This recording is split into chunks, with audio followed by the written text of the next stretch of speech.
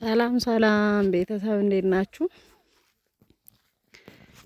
እንግዲህ ያው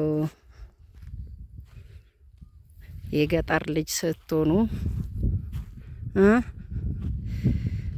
የገጠር ልጅ ያልሆነ አብዛኛው የገጠር ልጅ ነው። ግን የገጠር ልጅ ስትሆኑ ይኸውላችሁ ወደ ገጠር ወጣ ትላላችሁ ቤተሰብ ለማገዝ። አሁን ገጠር መጥቼ ቤተሰብ አግዤ አሁን ደግሞ ወደ ነበርኩበት ልመለስ ነው።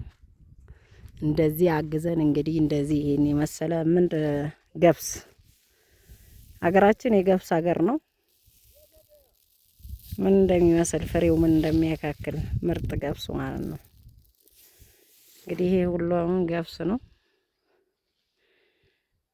እንደዚህ አምርተን ጨርሰናል። ኡዱማ አልቋል ማለት ነው። በቃ ሌላው እስከሚመጣ ድረስ ቀጣይ አመት ማለት ነው እስከሚመጣ የዘንድሮ በእንደዚህ አይነት ሁኔታ ግማሹ ገብቷል፣ ግማሹ ያው የቀረ ይሄ የመጨረሻው ነው።